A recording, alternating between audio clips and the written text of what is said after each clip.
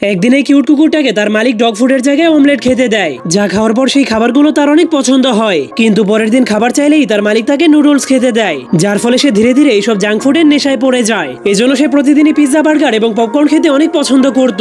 কিন্তু একদিন হঠাৎ করে তার মালিক সবজিকে অনেক সুন্দরভাবে সাজিয়ে তাকে খেতে দেয়। এজন্য কুকুরটা সেগুলোকে মজার খাবার মনে করে খেতে শুরু করে। কিন্তু তখনই সে সেগুলোকে ফেলে দেয়, কারণ সবজি খেতে তার একদমই মজা লাগছিল না। কিন্তু তখন তার মালিকের গার্লফ্রেন্ড সেই সবজিগুলোর উপর পাতা রেখে সেগুলোকে আবারও সাজিয়ে দেওয়ার চেষ্টা করে, কারণ তার মালিক একজন ভেজিটেরিয়ান মেয়ের সাথে প্রেম করতে শুরু করে দিয়েছিল।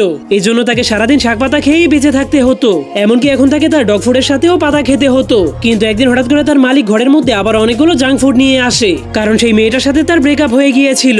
এই জন্য কুকুরটা পাগলের মতো অনেক খুশি হয়ে আবারও জাঙ্ক ফুড খেতে শুরু করে দেয়। কিন্তু যখনই কুকুরটা দেখতে পায় তার মালিক হাতে একটা পাতা নিয়ে অনেক মন খারাপ করে পড়ে আছে, তখনই কুকুরটা তার কাছ থেকে সেই পাতাটাকে কেড়ে নিয়ে অনেক জোরে জোরে দৌড়াতে দৌড়াতে বাহিরে চলে যায়, যেখানে সে তার মালিকের গার্লফ্রেন্ডকে দেখতে পায়। এই জন্য সে তখনই তার কাছে গিয়ে তাকে সেই পাতাটা দিয়ে দেয়। ঠিক তখনই তার মালিকও সেখানে চলে আসে, যা দেখার পর তাদের দুইজনের ভালোবাসা আবারও মিলে যায়। তো বন্ধুরা, আপনি কি কুকুর পছন্দ করেন নাকি বিড়াল? যাওয়ার আগে কমেন্ট করতে ভুলবেন না।